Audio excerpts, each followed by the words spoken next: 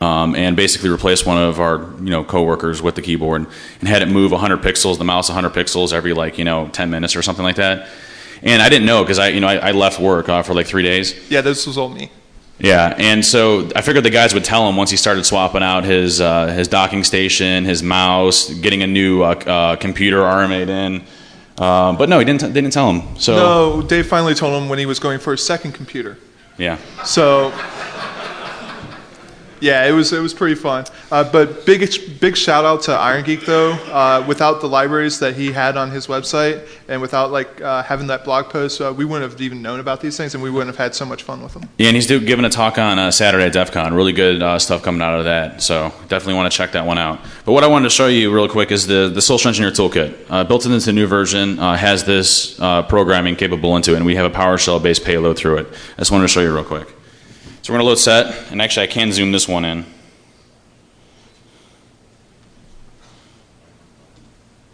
Maybe I can, I don't know.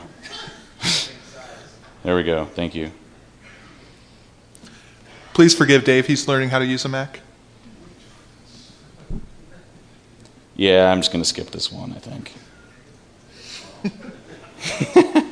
Help. Is there a font? Thank you. Oh, man. Oh, God. Go over very... There we go, okay.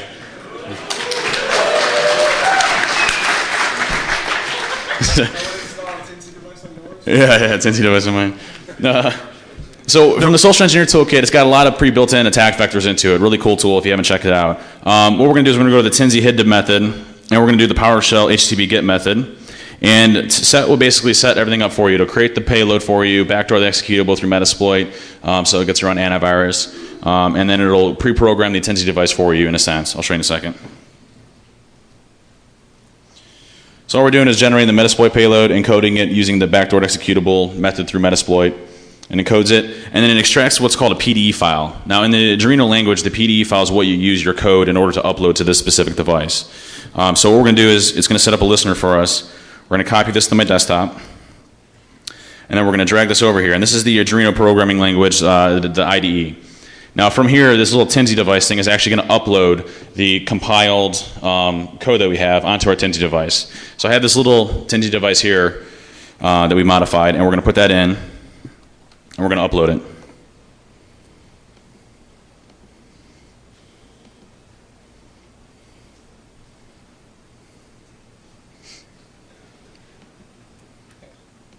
It's fine.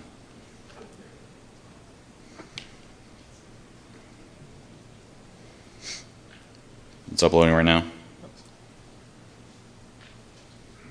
And we're good. So now we have our programmed Tinsy device that's non-malicious in nature. What we're going to do is we're going to plug this into a Server 2008, R2, fully patched, all that good stuff, right?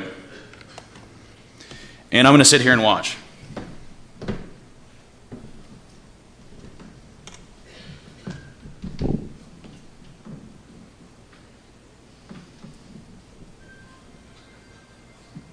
There's a little bit of delay. There's a little bit of delay I put in here because I was going to explain what's going on in between, so I probably should have removed the delay a little bit. But what had just happened is it used the keystrokes to type out our PowerShell-based payload, had it download our interpreter payload, and now it just executed. And now we got a shell. Or popped a box.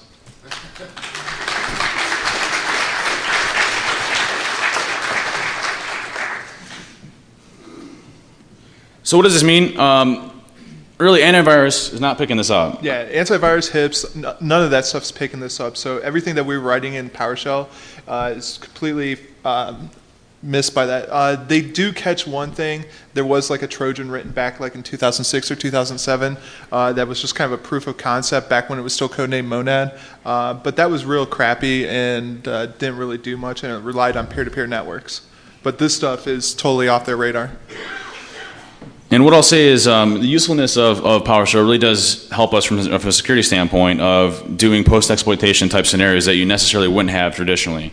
And, you know, it's not a bad thing that PowerShell is in there at all in any way, shape, or form. You know, again, this isn't a rip against PowerShell anyway, but what I will say is that, from the security standpoint, there's a lot of things that we can be doing and a lot of things that we can be coding that we're not doing right now through PowerShell that we didn't have available to us. So as IT is using, the sysadmins are using PowerShell for automation of tasks, we should definitely be using it too from a security standpoint. I mean, you can do automation of, baseline, minimum security baselines, deploying them throughout your entire organization, automated, and doing continuous monitoring of it. I mean, it's really, really powerful. And in the new version, you can actually do remoting capabilities. So the ability to, the future plans that we're going to be doing this is basically to do process injection and code injection capabilities within PowerShell. So injecting into existing processes and being able to manipulate and cross over to other processes. And then the ability to deploy security baselines to multiple systems and ensure enforcement just as a countermeasure. Real quick, we wrote all the proof of concept code, so it's going to be up on the website in version 1. So it's compatible with all versions of PowerShell, so you don't have to worry about having version 2 installed. So you can use it on your XP SP3 workstation that has it installed.